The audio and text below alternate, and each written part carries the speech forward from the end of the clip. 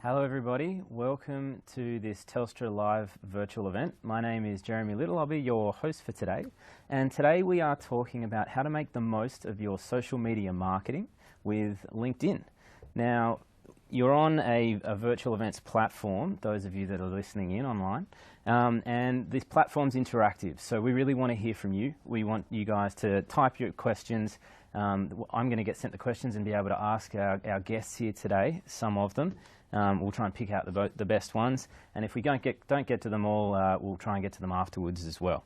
So we're about improving your marketing on LinkedIn. Now we're coming to you live today from the T studio here at Telstra, and online the platform allows you to do some pretty cool stuff. So you can move the windows around. If you're on a tablet versus a laptop, there is a different level of interaction that you can get, different experience. You've got our guest bios on there. You can go and have a look at them. We'll hear a little bit from them in a second, and then a lot from them after that. But you can go and read up on us all. And considering we're on LinkedIn, why don't you look us up on LinkedIn as well? We've all got great profiles. Go and check us out, and we can probably talk to you afterwards as well. We also would love you guys to be interactive on social media. So jump on, there's hashtags there, get posting on Twitter and LinkedIn, of course. And let's introduce our guests. So we're joined by Matt Tyndale, the Director of Marketing Solutions. Welcome, Matt. Thank you very much, Jeremy. And Darren Keppie, the Account Director of Marketing Solutions. Welcome. Hi, Jeremy. Thank you. Thanks for coming, guys. I'm sure everyone's really looking forward. We've got a lot of people online. I know we had a lot of subscribers to this, so there's people that are really looking forward to hearing from you. Now, we're going to jump on to our first poll today. And the poll is, for those of you listening in or watching, what's the biggest challenge you face using LinkedIn? Turning followers into customers, getting traffic to your website. There's a whole bunch of options on there, so please choose one. We'll collate the answers and have a look at them in a second. Whilst you guys are doing that, let's hear a little bit more about the backgrounds of our guests. So Matt, why don't we start with you? Tell us a little bit about how you got to where you are now. Sure, thanks Jeremy. So I've been at LinkedIn for 2.5 years, look after marketing solutions, which is helping brands engage with professionals on the platform. Before that, I've had a long history in marketing generally, so working for advertising agencies, more in media strategy, for many years at agencies like RMD and Cara, and then on publisher side, more traditional and then digital for the last sort of 10 to 15 years. Fantastic. Lots of experience in the space. And Darren, how about you? Yeah, so my name's Darren Keppie. I'm an account director for the telecommunications sector for LinkedIn. I guess I like to think of myself as a matchmaker for brands, helping them to connect their brand and what they'd like to say with their professional audience. I've been with LinkedIn for 3 years, and before LinkedIn, I was actually with Google, and I was the first Googler in Singapore way back in 2006. Wow, that's really early on, back when people were still trying to get their head around the Google name to start with. I remember the first time I saw that. Okay, so let's look at the results from the poll. Interesting. So 20.7% say turning followers into customers is their biggest challenge. All of the above is almost 35%. So getting traffic to your website, blog, or social platforms was 9.8%. The highest out of all of them was how best to use and optimize the social platforms. Perfect. Glad we're here. Bit of context and pretty appropriate what we're going to be talking about. So, Matt, why don't we start with you? Tell us a little bit about buyers' behaviour with LinkedIn.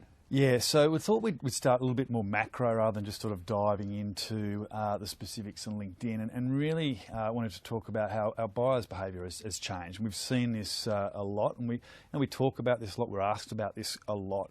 Gone are the days where it was quite linear, and people, and particularly marketers, had control of that purchase decision-making cycle. Awareness, making people aware of it, trying to get them to consider their brand or the service that they use, preference, and then conversion. And today, mainly because of online and the internet, it's much more random. It's much more of a random walk, and there's no real sort of linear structure.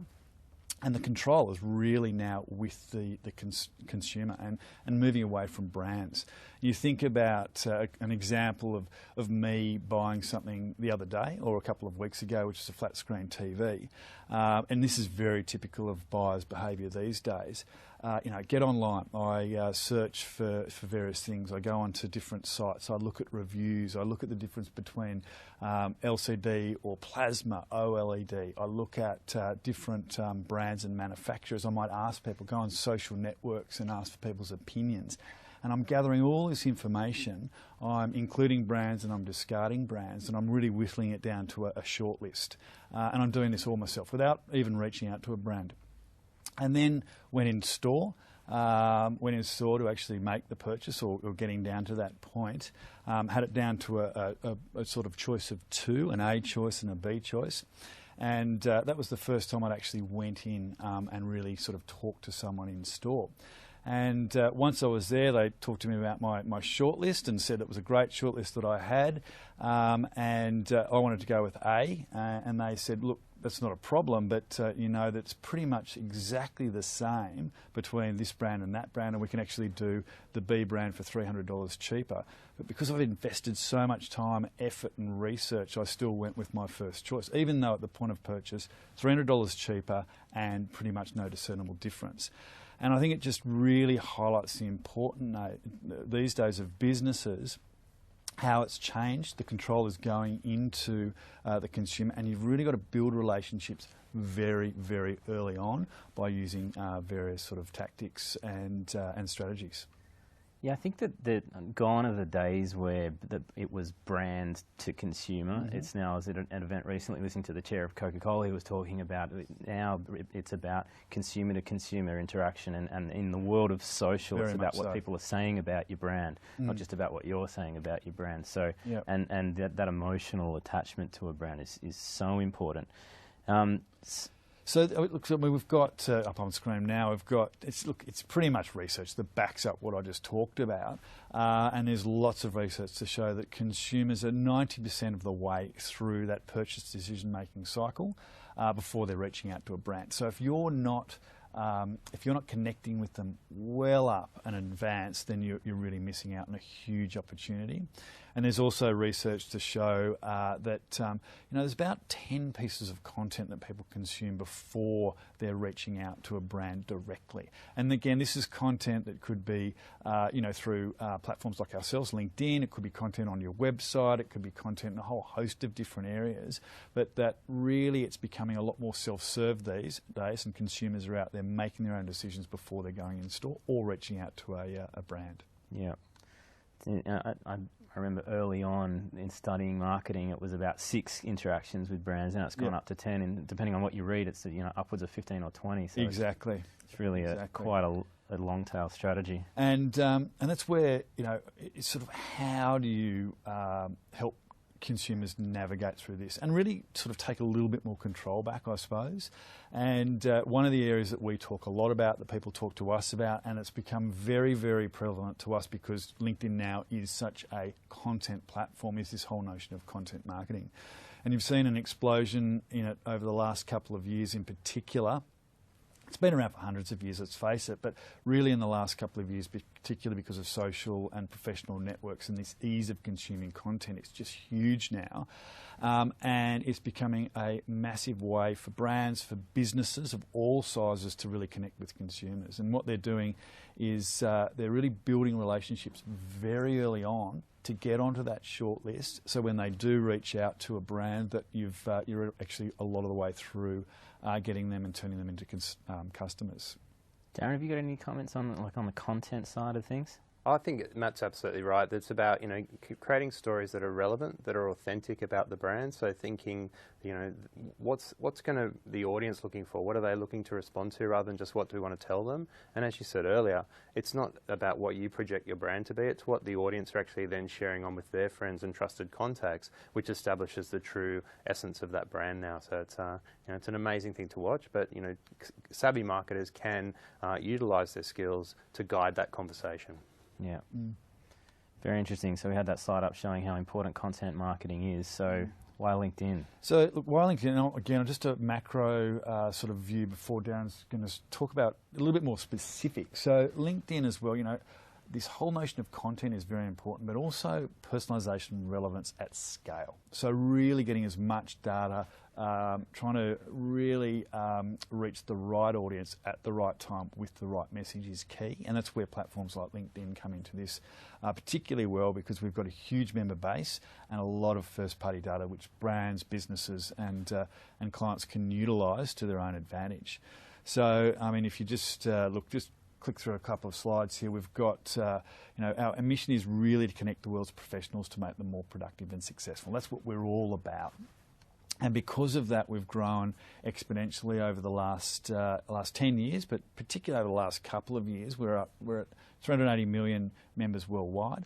We are putting around about 200,000 members on every single second. And in Australia, there's 7 million members. And if you look at this, we don't want to be all things to all people. We want to be this professional network, a really good context. And 7 million members in Australia puts us at around about 90% and above in regards to professionals. And these are knowledge workers in this market. Interesting, the fastest growing segment at the moment is students, and they're realising that LinkedIn is incredibly important for creating their own networks and then obviously nurturing their own careers as well. And we give a lot of value to consumers about their own identity. This notion now that it's gone from resume to reputation of you as a professional, and also the company that you work for, the networks that you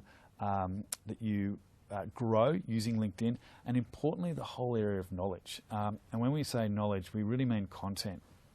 And I think if you had to ask someone 5 years ago, what it is, when the first thing that comes to their mind when they think of LinkedIn, they would have said jobs or resume. Mm-hmm. These days, it's really about content, and it's content that comes from whole different areas. It comes from traditional publishers, the Sydney Morning Heralds of the age, of the worlds, the Mashables, the economists that are sharing content on our platform.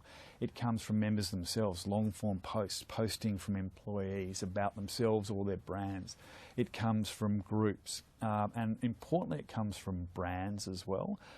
So it's a big part of our platform that people on there in the context, it's just this content platform that people really desire to see that. So it's become very important. Today, brands, again, is this amazing trend. It's really like the personalisation of brands. And for the uninitiated, like you said, I think you might see LinkedIn on first impression as a place to put your resume online, but it's become so much more than that. We've had experience with that in our business as well. The ability to project your brand and have your staff embody your brand. The way that a customer interacts with people, or that your staff interact with other stakeholders in your business, suppliers, whoever it is. It's an amazing opportunity, and an unprecedented, I think, opportunity for human connection in a really leveraged way. Yeah, a great example. And again, years ago, we would go out and present. And some companies are a little bit paranoid, would be the word, about their employees being on LinkedIn. That's going to be a way that they could get poached or what have you. And I think everyone's now moved past that. And it is such a business tool in particular. So for ways to advertise to various audiences, but also reputation, not only of the individual but of the company that they work for. A great example, I was at a conference a couple of years ago, and one of the consulting firms talked to us about a story there where they actually lost business based on their employees' profiles. And what happened was they tendered for business. They went in and met everyone face to face. They put everything up as you normally do as part of a tender, and then they found out that they lost the business. And the feedback was that the company that they were pitching to went out and did their research in various different ways, and one of those was looking at the people that were going to work on their business and their LinkedIn profiles, and it didn't match with what they were saying, and a lot of the profiles weren't up to scratch in regards to the professional nature that they were looking for, and lost the business. So it's so important for you to promote this professional identity for the individual as well as the companies that they're working for. It's really social currency, isn't it? That the amount of social currency that an individual can build and that a group of individuals can build around a brand is again something that you haven't really seen before. No. Before something like a tool like LinkedIn. Yeah. I'm going to go to a question from the audience. Why don't we go to Hemen? He has asked, so thank you very much for your question. I hope I pronounced your name right. Could the guys expand on how to build on customer-to-customer talking? Why don't we start with you, Darren? What customer-to-customer talking? How do you do that? Sure. So we will talk about it in a bit more detail, but ultimately, as a customer, you're more likely to follow a brand, like to find out more about it, to try and understand it. Whether you do that before you become a customer or once you're an existing customer, it's up to the individual. But once you create that that opportunity, the best thing brands can do is to share content that's meaningful to their customers about, what new things they're launching, or what great success stories they've had with other clients, or how they've improved productivity or effectiveness with their solutions. And once you start sharing that sort of content, your existing followers are going to probably see it, like it, and socially engage with it, and then share it. And the whole idea is to not just have them as sort of like a passive audience, it's to turn them into active advocates for the brand, where they can actually start to share that and say, hey, this reflects my own experience with the brand as well. Check this out. And because LinkedIn is formed of a series of trusted networks, or a whole community of trusted networks, the authenticity and the value of someone talking about your brand is hugely beneficial, because it cuts through and says, hey, I really believe in this brand, I'm proud of it, and I'm willing to share that with my trusted contacts, rather than just a sort of flippant like because of the picture being nice or something like that. So third-party endorsement is far more powerful than self-endorsement, isn't it? Very much so. Really? Anything to add to that, Matt? Well, look, I completely, obviously agree with what Darren said, but it is so important that to try and cultivate advocates that are going to talk on your behalf. And we do have the follower option, so company pages, and again, Darren will talk about this a little bit later. And we know that followers of a company on LinkedIn, they're literally putting up their hand to say, I want to hear from you, and I want to hear from you regularly about the things that you have to say, whether it's thought leadership, whether it's new products that you're launching, whether it's other bits of valuable content that you're sharing with me. And as a follower, I'm more likely to share that with my networks, and getting that from someone in your network is very, very powerful. The other comment there, like the question was about having a conversation with your customers, and we are a social channel, and each administrator of a company page can basically go in and comment on behalf of the brand. So if people ask questions, have issues with particular parts of your service or something like that, it doesn't hurt to go in there and respond to those, because then you're sort of answering that for all of the people who are exposed to that conversation, and you can actually create a sort of deeper engagement with the audience as well. And when I see brands do that and do it sort of in a timely, efficient manner, it really stands out as best practice on the platform. It's again a unique opportunity to humanise the brand, isn't it? Some of the best social followings of brands are when the CEO or the founders or the senior executives are in there personally getting really active in social channels. Why don't we jump through to the next? Sure. So just to sort of finish off the sort of macro view, there's a couple of values that we bring for customers as well on LinkedIn. There's probably three areas it falls into. There's this hire, market and sell, if you like. So the hiring is, probably what we're known for best, and that's putting, brands in touch with the best talent, and often passive talent, so talent that isn't necessarily looking for a job. And also the notion of employee value proposition, so becoming an employer of choice, so someone I want to work for, and our platform is used very much for that. Then the sales side of it, which is really another area of our organisation, sales solutions, and the whole notion of social selling, getting rid of cold calls and introducing warm leads, and really nurturing a very wide network online and through LinkedIn. And then what we do, which is marketing solutions, it's engaging with professionals and allowing brands or encouraging them and making it easy for them to engage with their potential customers through our platform. And that's sort of the area that we are going to talk about now more specifically. But really just to sort of leave you with that has changed. It's changed enormously, this buyer's journey. Content now is becoming more important than ever before. A couple of reasons. To cut through, brands need to add value to people now. They really do. And they need to add value at all stages of the journey, whether it's right at the beginning, before they even know they need the product or have a problem, right down to that point of purchase. And then really being relevant and personal at scale. So knowing where your audience is, how to get to them, who they are by using platforms like LinkedIn is incredibly important. And there's something on screen now which talks about sort of the context as well, and I would encourage everyone to really think about the context of where they're at, so whether it's social or professional networks. And people on LinkedIn are leaning in, they're really thinking about aspirational things, and they're thinking about business opportunities, help them make themselves more productive and successful. And because of that, it's a platform that really they do want to hear from brands, and they actually put their hand up to hear from them. So very, very important. So we've got a question that's been asked by a lot of people. So why don't we jump to that? And whilst we're answering that, I'm going to allow those online to get to the next poll. So the next poll is, how do you currently measure KPIs using social media platforms? So everyone that's listening in, we'd love for you to tell us what you think about that. And whilst you guys are answering that, we'll ask the guys this question that's been answered by Rose, been asked by Rose and a lot of people. What's the best type of content to publish on LinkedIn? So for a brand, how do they know what to publish? So we'll probably both answer this, but Darren's got a section that talks about the best performing content. Think about your audience. I would stress that first. So don't think about what content is, it's what are they after. Start with your audience, or the people that you want to talk to, the people you want to engage with.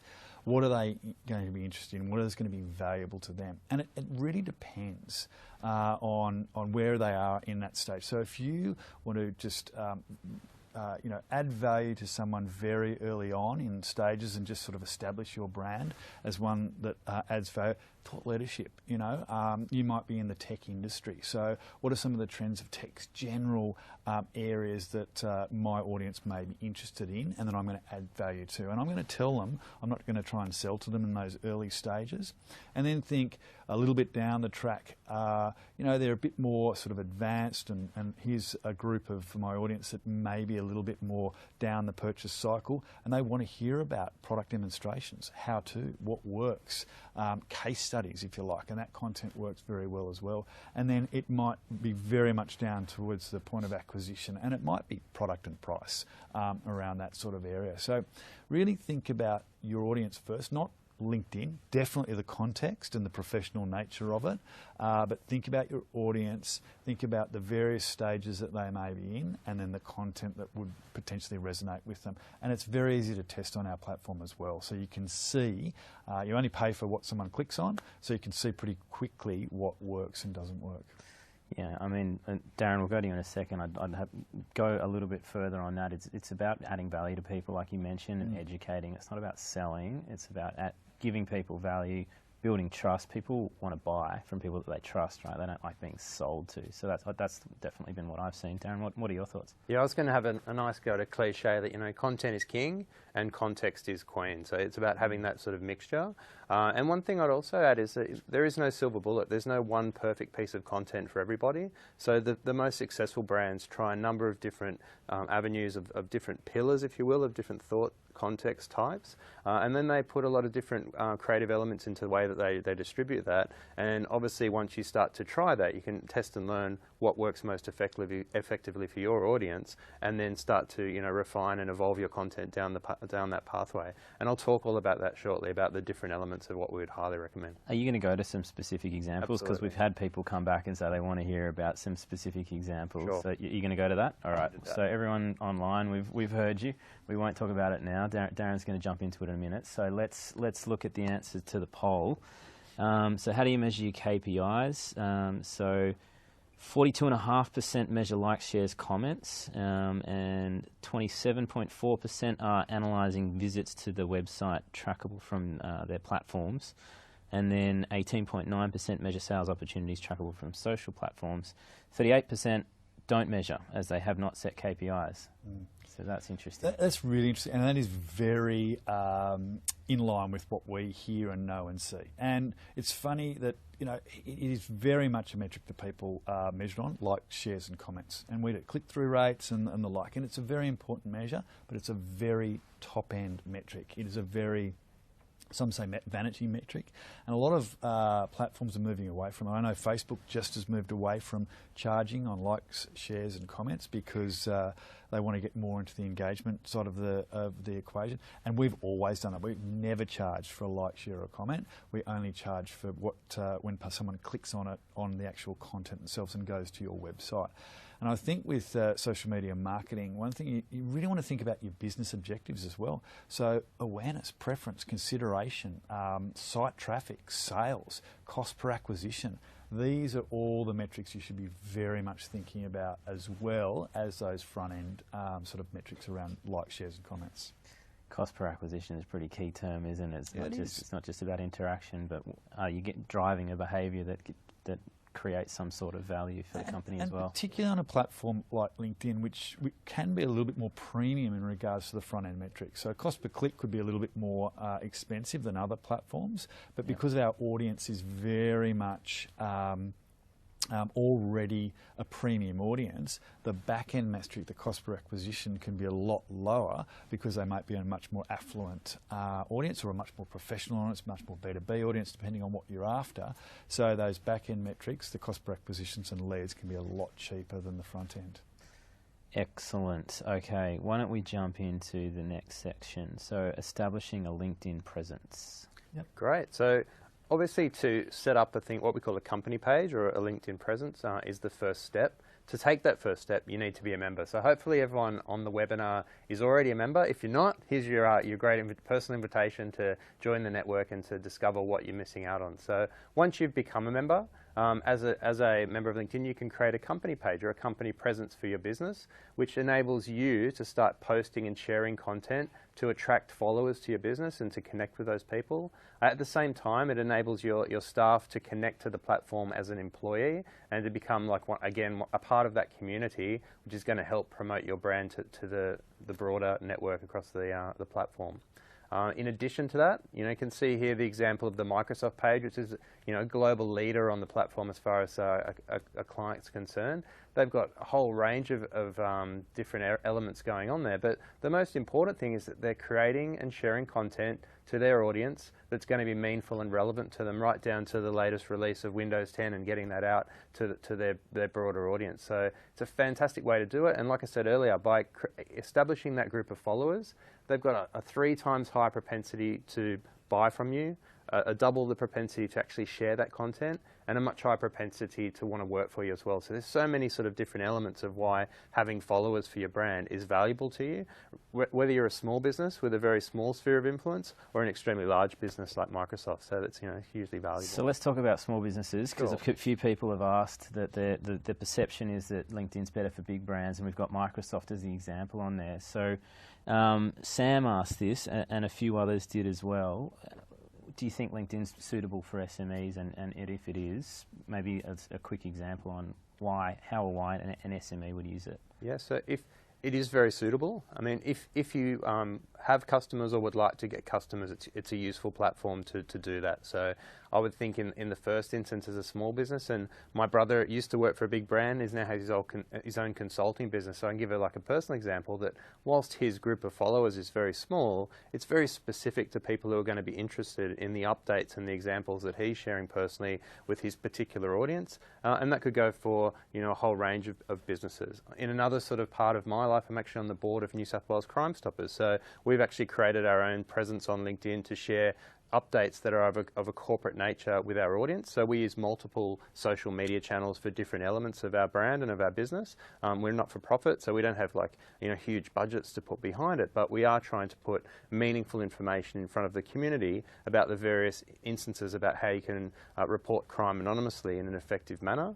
On the flip side of what we're doing on LinkedIn, we're looking to promote our corporate sponsors, we're looking to promote our annual results and the performance of the organisation, and to then demonstrate key thought leadership areas that we can with the organisation. So it's so simple to do, and it's so effective a way of reaching out to a vast audience with fairly minimal effort, but as long as you've got a strategy and a content plan to do it as well, it's really effective. And I mean, on that as well, if your customer base, no matter how big you are, is this professional audience, if that's who they're after, then LinkedIn's relevant to you, no matter how big or small you are. We actually just we launched at the beginning of this year a division that looks after the more sort of medium end of the business scale, sort of core and emerging sort of area, and that's been the fastest growing division at LinkedIn and very much helps them. And then outside of that as well, we've got online self-service, which Darren will talk about a little bit, for us, very minimal investment where smaller business can go online, try it, test it, and then obviously if it's successful, grow it from there. So yeah, a whole host of different areas and businesses are using it. And look, one of the greatest opportunities for an SME when you've got a small team and you've got a leader that's managing a small team, in order to create relevance and cut through with a brand, is to be a thought leader in your field, right? To be so publishing content that establishes a position of thought leadership is really easy on LinkedIn. I've seen a lot of SMEs do that really, really effectively. Absolutely. Okay, so let's run through to the next slide. So telling your company's story. Yeah, so like I said earlier, being active is important. So sharing relevant content that's relevant to your audience is key. So some of the examples, and if you just want to move forward, of how people can do that most effectively is like sharing little insights about the story. Keep going. Yes. I'm going to run this poll whilst you sure. talk to an example. Let's get through this quickly. So for those of you online, when creating messaging for your social marketing activities, what do you struggle with the most? Whilst you guys answer that, we're going to let Darren talk to an example. Sure. So you mentioned earlier about how do small businesses become larger or grow their business, and first it's like sharing insights about what the business does or what they've actually achieved, and like giving specific examples. As you mentioned, you can personally publish on LinkedIn now. So as a thought leader within the business, you can post an article which shares your expertise or your knowledge about a certain subject area. Often if you have any video content, that can be fantastic, but not everyone has that. Infographics or information that's sort of like visually demonstrative of a factual bit of information can be a great way to share information as well. So it's all about being able to place those pieces of content out regularly, and the variation of different styles of different content types is always a great way to go, because you can quickly establish what you're good at and what your audience are looking to hear about more of you from. So. Yeah. One thing to add to that as well, often people think about content or posting as well, it's creating their own. I've got to create. Often you can curate as well. So you see a great bit of content that is relevant to my audience, I'm going to share that. I haven't done it, I haven't written it, I haven't created it, but I know that my customers will find this valuable, so then they send it on, and it's a very easy way to establish a regular cadence of content without having to create every single piece. Or find a piece of content, write a little opinion about it, and republish some of it. Exactly comment right. to it. Like there's a lot of content out there, right? Yeah, that you might have a unique perspective on it that you can share with people. Another great example of that particular sort of style of execution, I've got another friend who works for a company called Decant This, and he imports wine from Europe. So wine, you think, oh, LinkedIn, how does that come to life? But his expertise in that area, he's worked in the industry for a long time, is about what's happening in Champagne at the moment with the harvesting season going on. What's the different trends with Chilean wines or Argentinian wines? What's the difference between an amateur's sort of point of review of a wine compared to an expert? Like how do we equate what the value of that is? And by having that thought leadership, he's creating his own vast little community of people who are equally interested in the product and in the whole sort of area of wine like he is, but using that sort of personal knowledge and experience he's picked up over the years to great effect. And I think that's a great example of how a small business, like one or two people, can make them project their brand to be much larger and sort of punch above their weight using LinkedIn as their platform. Really good example. Really good example. All right, so let's look at the results from the poll. When creating messaging, what do you struggle with the most? Pretty split results, interestingly. Again, 30% all of the above. 29.9% say relevancy and frequency of content, so that was the big one. Writing for specific audiences and what return on investment I receive, about the same, just slightly higher than those is consistent time commitment. So interesting results. So Darren, you were talking about some examples. Do you want me to skip through these and talk to this one? Yeah, sure. Yeah? So, I mean, this is what you saw before there was Sir Richard Branson, who's the most followed member of LinkedIn. He's what we call an influencer. So he's got the natural advantage of what it's like to have a massive audience with, I think, about now 5 million people following him. So each time he posts a piece of content or an opinion, it certainly goes places. But like I said earlier, you can do that on a much more micro scale and influence your own specific sphere of influence. And I guess just again, moving forward then slightly, to think about the way that with these particular pieces of content, it's about not just the insights about your business and thought leadership from the leaders, but also the employment branding opportunities. Like what would make someone want to come and work with you? What's exciting about your brand and your business and how you do things that would make them want to come and join? And you see a lot of startups and small businesses really taking advantage of that as well. So encouraging employees to both, be on LinkedIn and to actually access the content there is critically important. To engage with the company page is so critical, and with that content. Amplifying those employee stories is so critical as well, and a lot of successful brands these days are doing this very effectively. So can't talk highly enough about that, just the criticalness of that professional brand. And I see like an agency partner up in Brisbane where every single staff member in the business has the same style of photograph. They use a black and white sort of professionally shot image for all of their staff members. And when you go and visit one of their profiles and it says people have also looked at these profiles as well, there's a very distinct branding element in their process. And they're also using the personal publishing to show their expertise on things like digital marketing or areas where they've got expertise. And the creative way that they do that really brings their brand to life, and again makes their brand and their business look much more developed and larger than it actually is, but very successful in driving their business forward. So that might be an interesting message for the SMEs. You can look and feel like a big company without necessarily being one. Absolutely.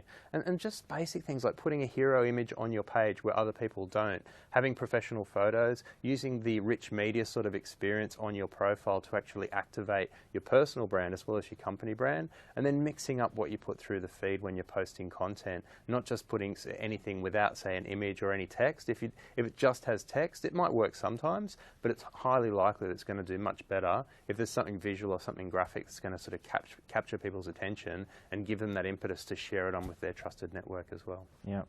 Let's go for another question. Alex from the audience has asked us. Thanks, Alex, for your question. He said, and I'm sure there's quite a few people that are new to LinkedIn and using it for marketing. Where do they get started? So they've just logged in, created a profile. What's the first thing they should do? Fantastic. So at the end of the presentation, there's actually a guide, so that if you go to marketing.linkedin.com and it says start here, there's a yellow button and away you go. And there's pretty much a self-guided tour to take you through and set up your first campaign. So later in the presentation, I'll talk about the specific sort of executions or creative types that you can use as a self-serve client. We'll be very specific about that, but it is very, very simple. I've done it myself and was pleasantly surprised how easy it was to activate, the company page and the campaigns from doing that. So I will do that in more detail. So sorry to sort of just hold back on that question. No worries. I know, because there was a question before about what sort of content works very well. Here we go. Content best practice. So, I mean, this is not specifically content for your business or what to actually write, but how to get the highest engagement on LinkedIn, which I think you're going to go through, aren't you? Absolutely. Here we go. So firstly, if you think about what you say should be valuable. It should be like something that is valuable to that particular audience member. In this particular example, it talks about retirement savings and how the way that, everyone who's a professional probably at some stage would like to retire, like to get to that point.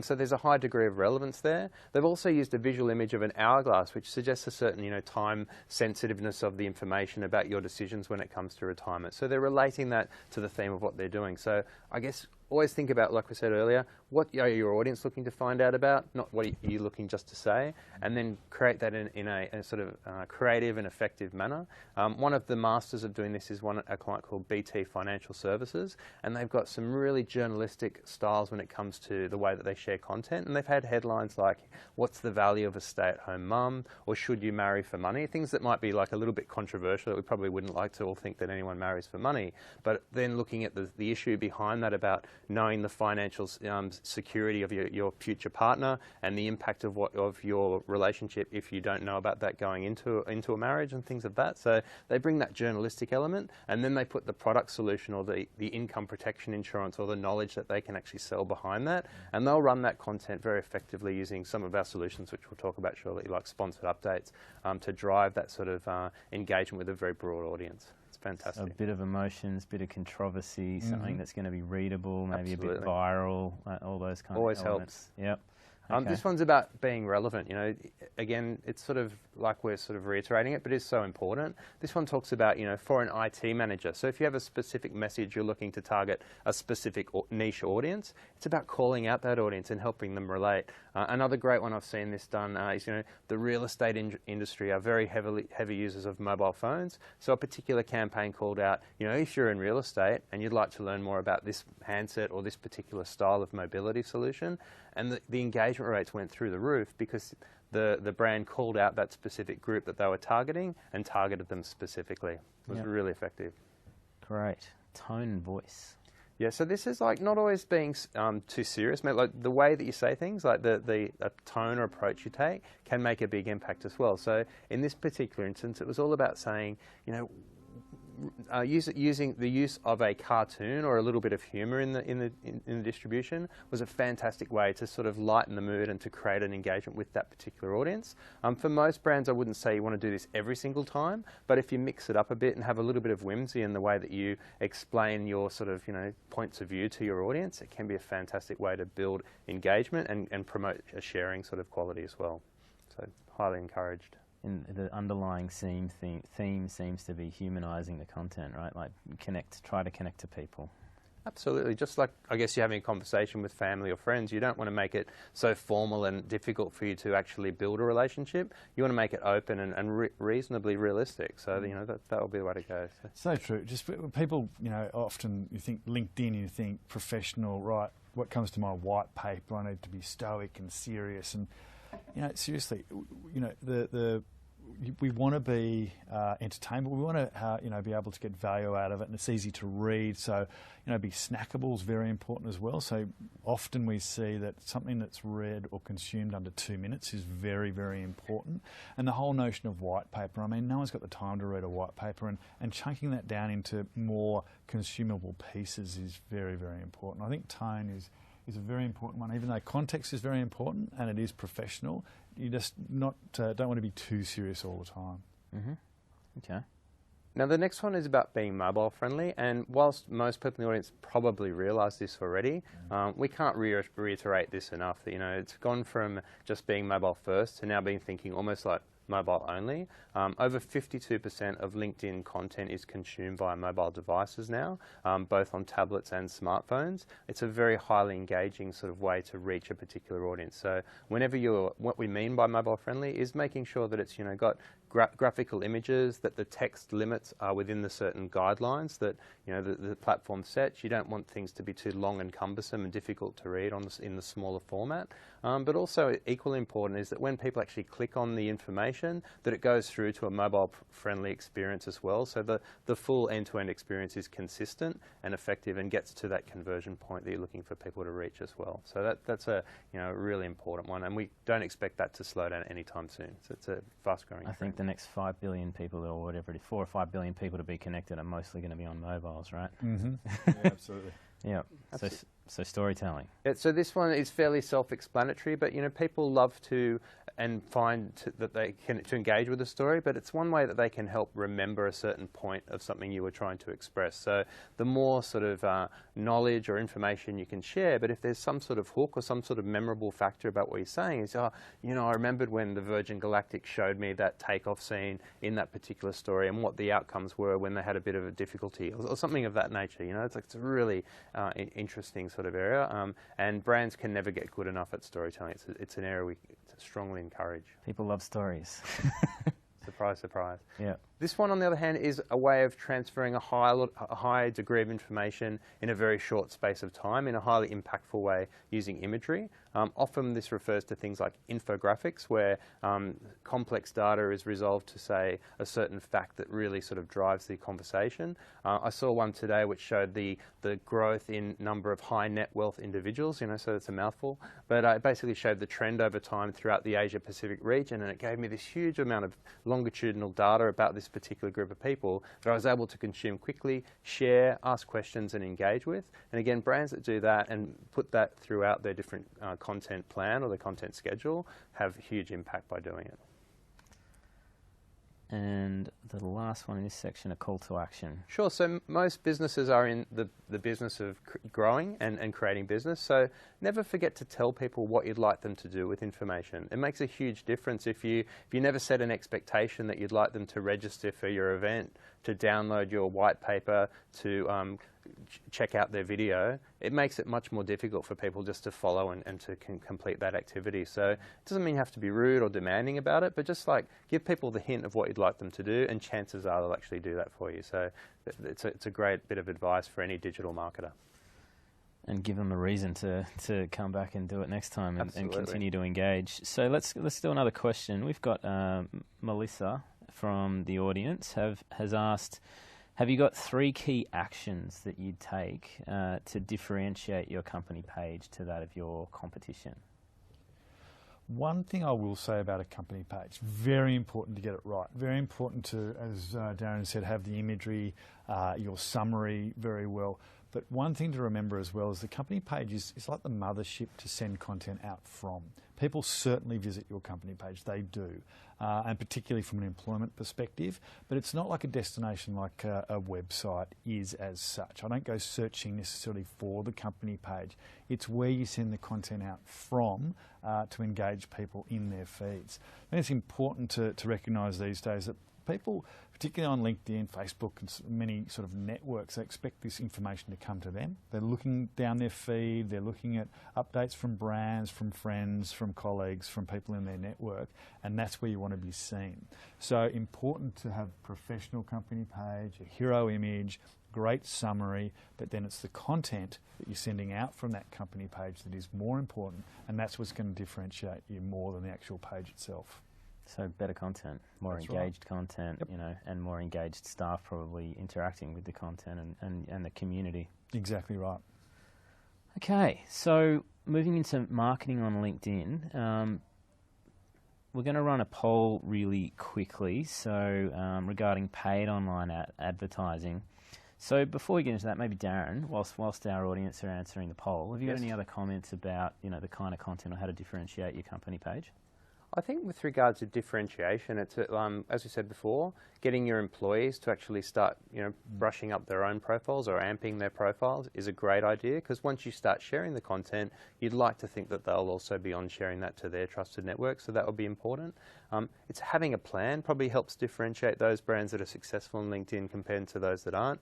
If you're sitting around serendipitously hoping that, that something might turn up, then it might. But if you set up, these are our key content themes, these are the sort of key areas that we would like to be well known for, and we're going to go actively either creating content or locating or curating content that drives those themes, then there's a much higher chance that you're going to be successful in it. And then the last but not least is, I guess, using the analytics and the insights to say who's actually following our content or engaging with our content now, who would we like to be reaching, and how do we start to tap into those audiences that are more desirable for us to be successful.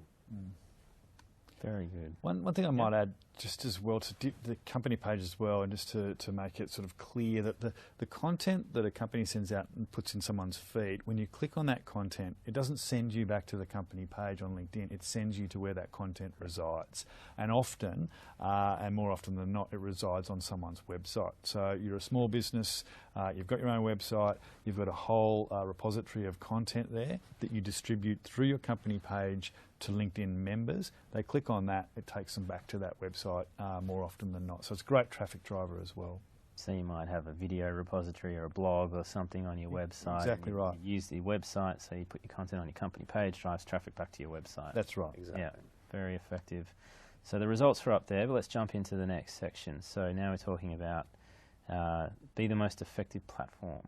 Yeah, absolutely. So wouldn't it be the most effective platform for marketers to engage with professionals? As we've mentioned, we've got over 7 million professionals that you can engage with. And for most businesses, that's a great sort of, scale of opportunity for them. So within that audience, some brands want to talk to everyone about everything and want to project their brand far and wide. And if you've got the, the content and the budget to do it, fantastic. But for many smaller businesses, it's about targeting maybe geographically located sort of style of business or particular industries of information. So we've got all these different filters you can put on the LinkedIn audience to target very specifically those people that would be most interested in your service. So say you're a online financial accounting software provider, chances are you want to target people in a finance function working across the country sort of type thing. If you're a cupcake distributor in Sydney, chances are to be fresh, you want them to be geolocated in your area, and you want to target specific roles in a business that might buy those cupcakes as a corporate gift or things of that nature. So you've got those examples. So all those filters exist, and what those filters enable you to do is to sort of start to identify key audiences. One comment I'd make here is that if you're new to LinkedIn, it's better to throw the net a little wider, to throw the net and see who actually responds to your content and use data-driven decision-making to determine who you're going to go after in the next instance. Because if you become too niche or hyper-targeted, there's a chance that you actually cut out a sweet spot that you might not even know exists for your business. So just try things out and then sort of evolve and refine things over time.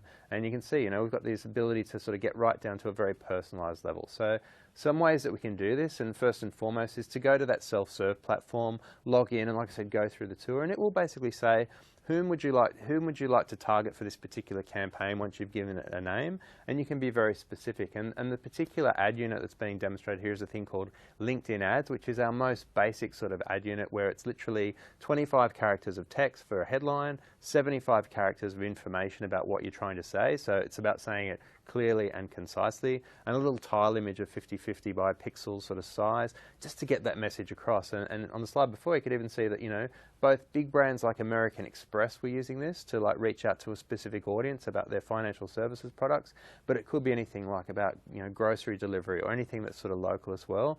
This is the sort of the placement for all brands on LinkedIn. Very easy to activate, and literally with a credit card and $10 a day, this is how the entry level for LinkedIn. So it's a fantastic way to get the ball rolling. Once you start running the campaign, you do start to get the analytics and insights about who's engaging with your content as well, which is fantastic.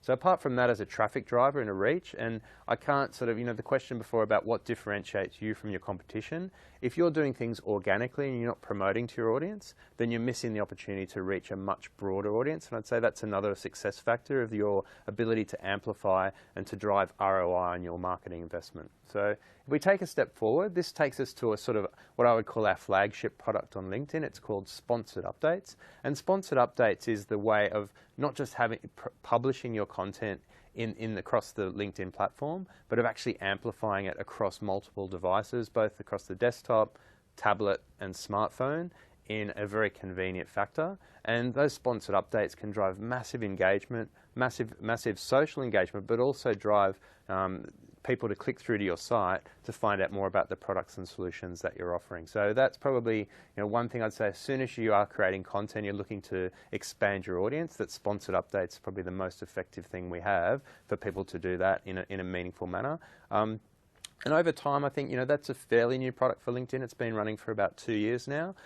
There will be an evolution of more things on our self-service platform, but it's a case of if and when sort of thing those are to be developed. But those are the two sort of products that can be done without any assistance today, so using online.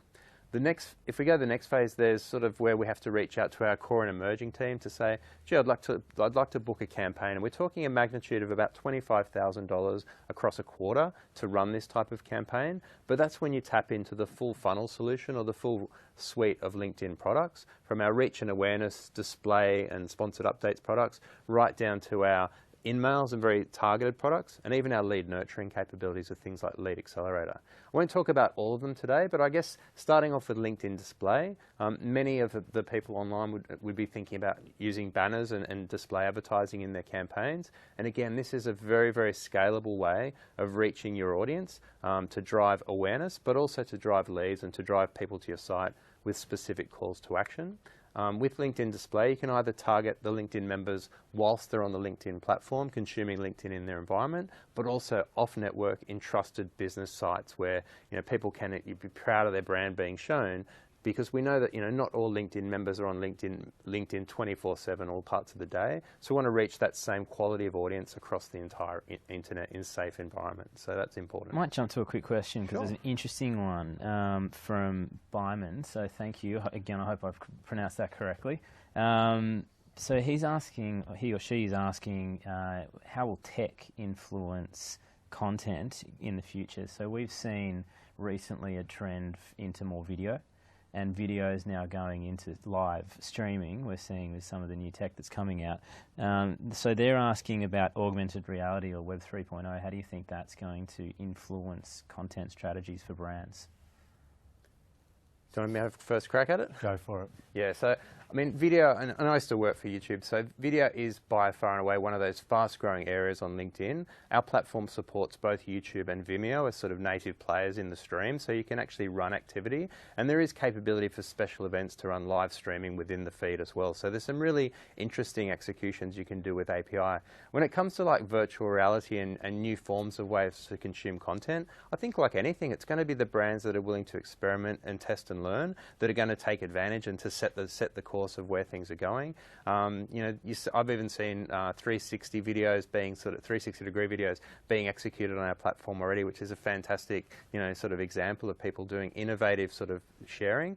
Not only will it be like sharing and doing those creative executions using the platform, but it will also be telling the story about how they did, how they worked, how they got the creative ideas, and why their brand is a champion for doing those sort of things. So I think in two ways, it'll drive more and more content and more information and best practice sharing because of the informative nature of the platform itself, but it will also drive brands to say, how can I really revolutionize the way that people see and experience our brand via LinkedIn, and do that in a remarkable way as well. So I think, the sky's the limit. It really is down to the imagination of those brands that are willing to take risks, or intelligent risks, let's say, to achieve their sort of marketing goals via LinkedIn. Beautiful. We've got a couple of minutes left, but I'd love to hear from you, Matt. Looking into the future, what do you think is going to happen with tech and content? Tech and content. Look, it's such a hard thing to do when you are looking into the future in regards to tech. But one thing I will say, and you might think this is a bit of a cop-out, but I truly believe in it, nothing beats good content. You can watch a most amazingly produced Hollywood movie that costs $100 million, and it can be the worst piece of content, the most boring 2 hours of your entire life. Or you can look at a long-form post on LinkedIn that's cost $0, and it is incredibly valuable and good, and that is the one that will resonate with you more than the $100 million one. So it doesn't matter what the tech is, augmented reality, 3D, video, nothing replaces good and valuable content. And I think that's what people should think of first and foremost, rather than actually the technology that goes around it. So thought into the quality of the content, not the delivery or the production of the content. Very true. One thing I will say though with tech, and it's this notion of relevance. It's so important. And with LinkedIn, one thing we've really strived to do is be a members first organisation. Everything we do, we think of our members and what is going to make them more valuable and productive. And it's this whole notion of relevance. So whatever they see in the feed is very much revolving around them. So we're using our tech and our data to make their feed very more relevant to them, and really giving them what is going to make them more productive and successful. So really using tech and data to make sure that we're adding value wherever we can. Fantastic. All right, so we don't have much time left, so let's just talk about the HubSpot example really quickly, and then we'll do our takeaways, and then we're almost out of time. Sure. So this is a great example where a company, HubSpot, who are a marketing automation organisation, we're seeking to get higher quality of leads and at a more cost-effective manner. So that's probably comes as no shock to anyone of the audience. So when they were looking for that, they were struggling to reach those at scale. So they actually put a LinkedIn solution in that was reaching a specific marketing audience that they were looking to target. They used LinkedIn ads. So they used the very basic unit that I showed you before to expand their brand and to go for a massive sort of reach sort of type of approach, but at that specific target audience. And what they found over time was that they were getting a much higher engagement rate or click-through rate on the particular creatives that they were sharing, targeting that audience, and driving leads at an even lower cost than what they were getting through their other traditional channels they were using. And then they were expanding their volume as well. So this is like, you know, a relatively well-known brand in their space that are, you know, doing some amazing things, do have some great services, but looking how we can extend our audience using, you know, specific professional targeting on the LinkedIn platform. So for them, it was a fantastic experience, and obviously for LinkedIn, it was as well. So it was a great win-win story there. It's a good story, and it's a brand I know. So let's jump into our takeaways, and we're going to have to wrap up. Sure. So in 30 seconds, if you wouldn't mind, let's start with Matt. What's the one thing you'd like to leave our audience with?